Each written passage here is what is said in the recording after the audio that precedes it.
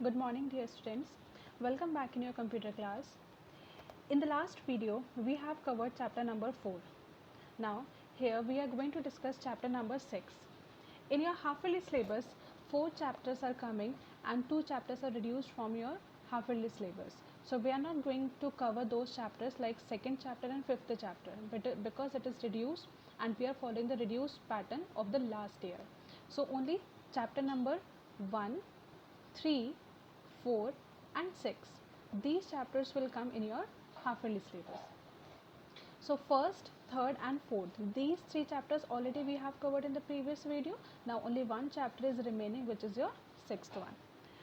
Other than this, in the online classes, I have covered the practical also. Even I told the practical related to chapter number 1, 3rd and 4th.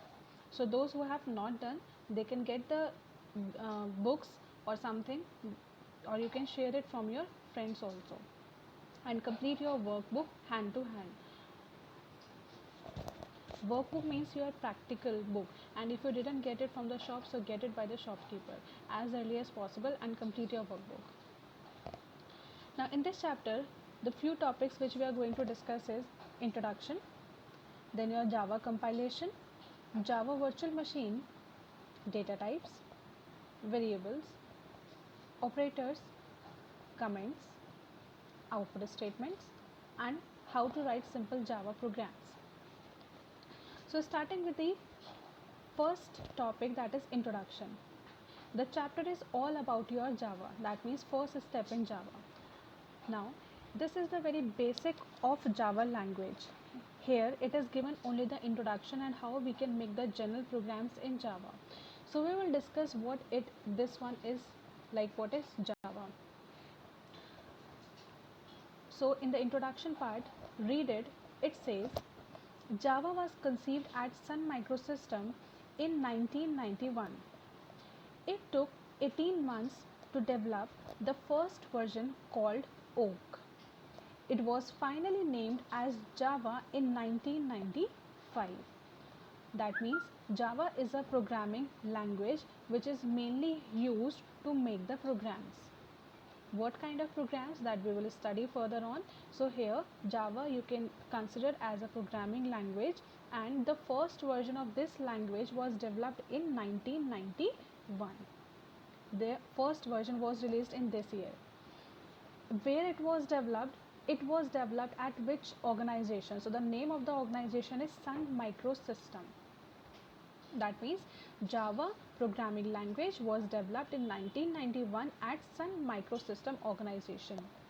Then it took almost 18 months to develop the first version called as Oak.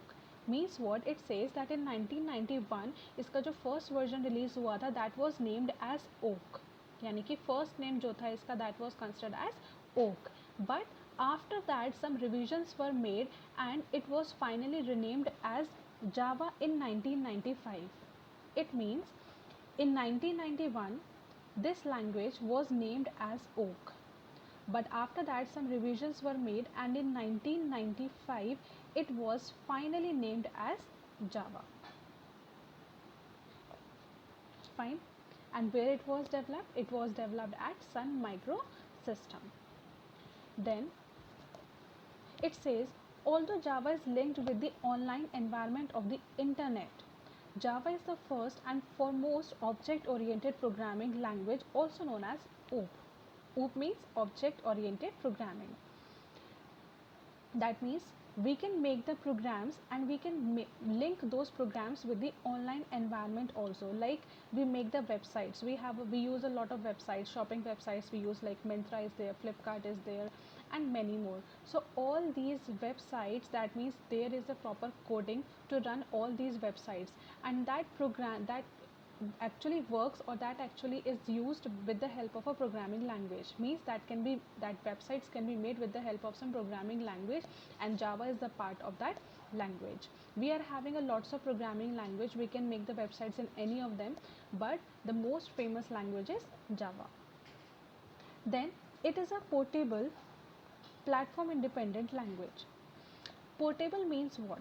Portable means it can be carried easily. It can be carry easily from one place to another place. This is the meaning of portable, यानी कि एक जगह से दूसरी जगह पे easily ले जा सकते हैं. Now what is meant by this portable, that means how can you carry this, that I will explain you later on. It also says it is a platform independent language. Platform independence means what? See, this is actually a language which needs some kind of platform to run on. For example, if a person is there, like we are the human beings, so obviously we need a floor to stand on. हमें floor चाहिए खड़ा होने के लिए, to stand, right? In the same way, programming language also needs a base to run upon. Programming language को एक base चाहिए होता है, and that base is known as platform. So Java जो है एक इस तरीके की लैंग्वेज है that can be run on any of the platform.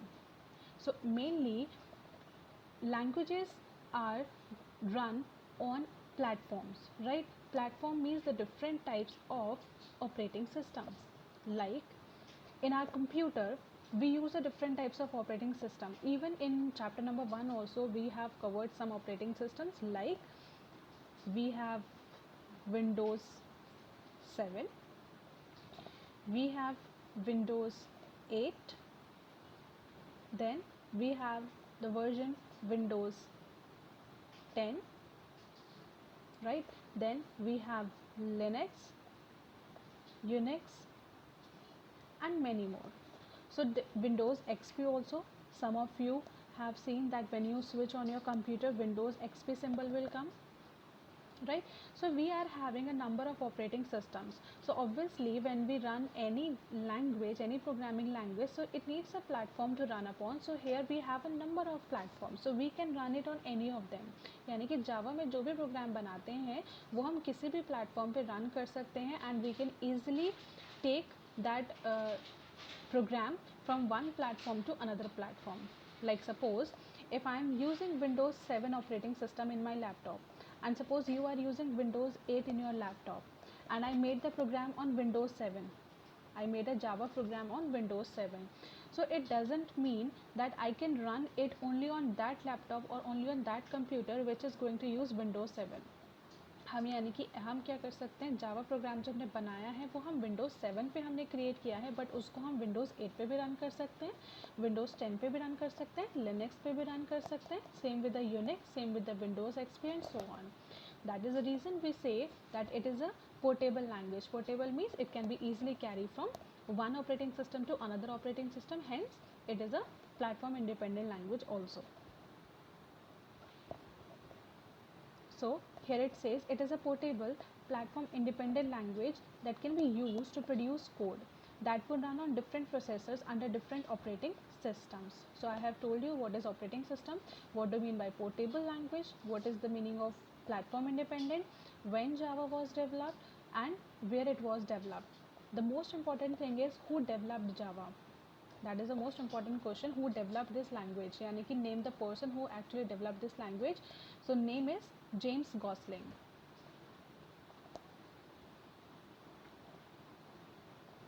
This is the name of the person who actually developed this language, James Gosling. In 1991 it was released, but this was the first version which was released in 1991. Later on some changes were made, and in 1995 finally it was named as Java. So here we have completed the introduction part. Now next is the Java compilation.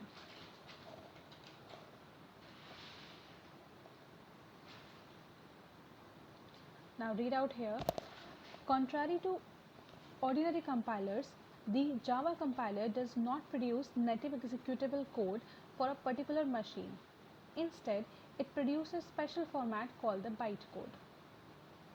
This bytecode is actually a machine instruction for a Java processor chip called Java Virtual Machine. The bytecode is independent of the computer system it has to run upon. I will explain the meaning of each and every statement. Firstly, let us just study this. The bytecode looks a lot like machine language, but unlike machine language, Java bytecode is exactly the same on any platform. Now, what is the meaning of all these things? See, when we make a Java program we make for the different problems, like if we are having the problems, जैसे कि आपने देखा है कि हम computer में instructions देते हैं कि to add two numbers, like if I press 2 plus 3 so I will get it 5, if I will write 2 into 3 so I will get it 6. So these are my problems. So how they are going to calculate this internally, ये computer में किस तरीके से calculate हो रही है, right? So इसी तरीके से हमारे पास कुछ problems होती हैं and we will design the solutions of those problems with the help of Java program. So यहाँ पे ये वर्क किस तरीके से करते हैं Java program. So the very first step is we will write the solution of the program. सबसे पहले हम क्या लिखते हैं, we will make the solution. Here I have written some instructions या some statements which is known as your Java program. इस Java program को हम क्या कहते हैं, this is known as source code. This diagram is not given in your book, but I am going to explain it with the help of the diagram so that it will become more clear. Java compilation जो है वो मैं आपको एक diagram के through समझा रही हूँ.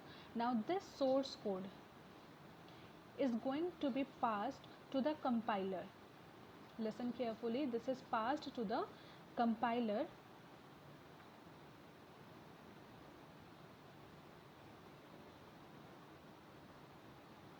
and it will produce a byte code.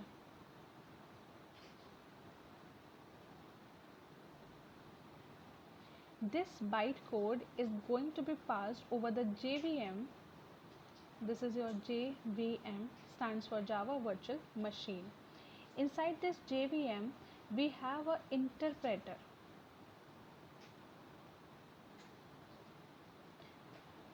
Then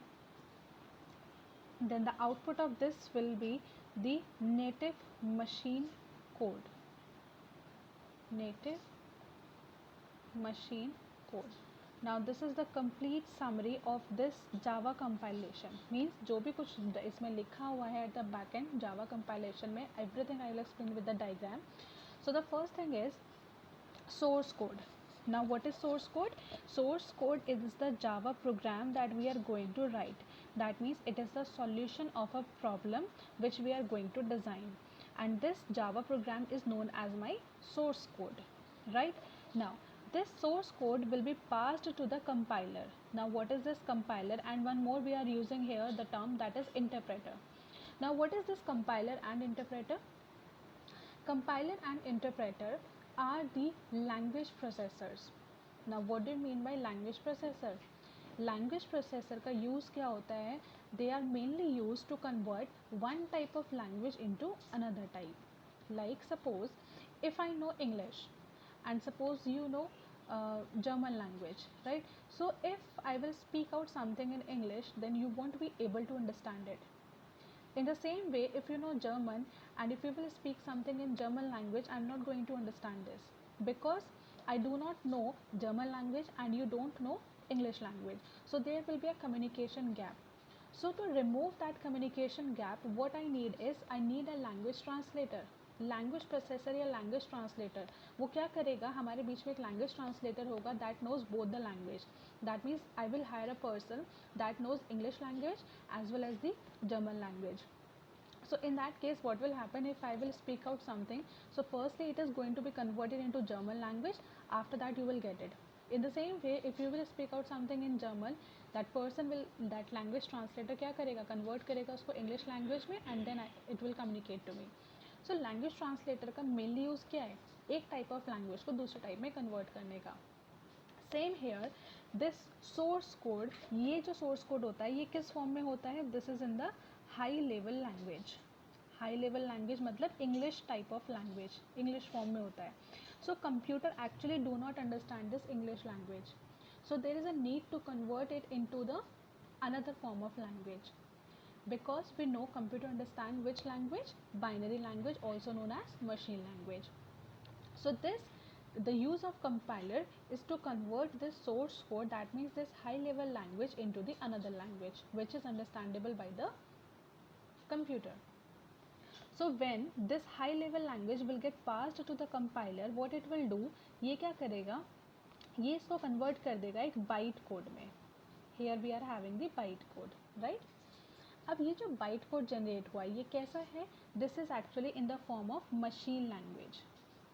machine language मतलब जो मशीन को समझ में आ रहा है ना. What is this machine? Machine means computer, right.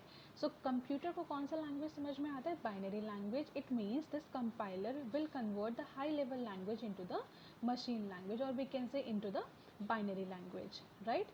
Now this byte code which is generated here will be passed to the JVM. JVM stands for Java Virtual Machine. Now this is actually a kind of chip. Computer के अंदर जैसे multiple chips होती हैं, इसी तरीके से JVM एक हमारे पास एक चिप होता है in which some instructions are written, kind of software. ठीक है. तो JVM के अंदर क्या होता है? एक इंटरप्रेटर होता है. Now this what is this interpreter? This is also a language translator. तो हमारे पास जो बाइट कोड आया था उसको ये फिर से कन्वर्ट करेगा इंटरप्रेटर. ठीक है. किस फॉर्म में कन्वर्ट करेगा? नेटिव मशीन कोड में. So the use of interpreter is to convert the byte code into the native machine code. Then the thing arises, question arises that what is native machine code? So native का मतलब होता है like if we are using, suppose 3 users are here, that means 3 users having the 3 different computer systems. So on first computer we are using suppose Windows 7. Right here I have a computer system in which Windows 7 is installed. In the second computer I have Windows 8 and in the third computer I have Windows 10.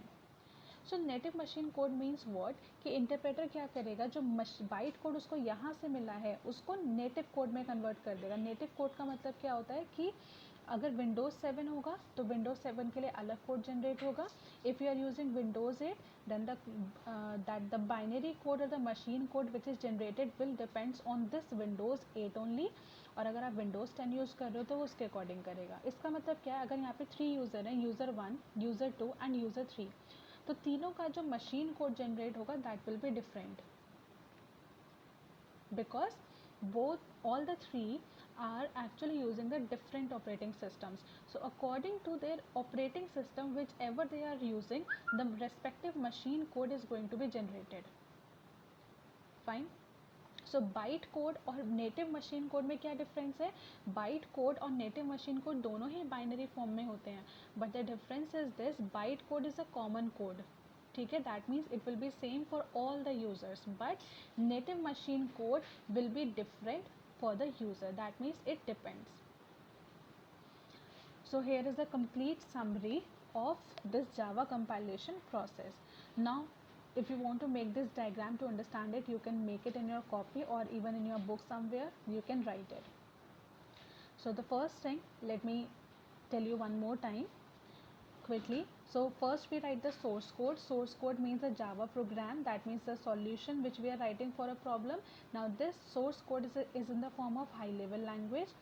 This is going to be converted by the compiler. Compiler is actually a language translator which receives the high level language and convert it into the machine code. This is known as my byte code. Now this byte code is received by JVM. JVM stands for Java Virtual Machine. Now inside the JVM we have an interpreter. Interpreter is also a language translator, and the job of interpreter is to convert the machine code or the byte code into the native machine code. Right. Now look at here, all the terms I explained it. What is byte code? What is Java virtual machine? Then what is interpreter? All the things are done, and whatever is written here in this paragraph, all the things I explained with the help of a diagram. So you need not to learn everything, you just keep the diagram in your mind to write the answer. Fine. I hope this is clear. Then we will keep up to here introduction in Java compilation. Then in the next class we will discuss about Java virtual machine. And see one more thing, this is a very important chapter because this is the basics of Java. Here only one chapter you will study for Java, then 9th onwards, that means class 9th onwards, you will have a proper Java textbook.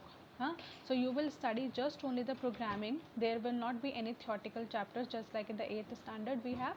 So focus more on this chapter, focus more on the programming. That will help you a lot in your 9th, 10th, 11th, 12th class, because only programming, that means Java programming, we have to study in the further classes. So this is the base actually for your programming. So if you will be good here, then it will help you a lot for your future. I hope this is done everything. Then about your holiday homework, after the UT exam, one date will be given to you, and on that date you have to submit your holiday homework as well, right? So complete your holiday homework also, and if you have any query, come to the online class related to the unit test. If you have any doubt, join the online class and make your doubts clear. That's all for today. Chapter number 1, chapter number 3 is your UT syllabus. Thank you. Stay safe, stay healthy.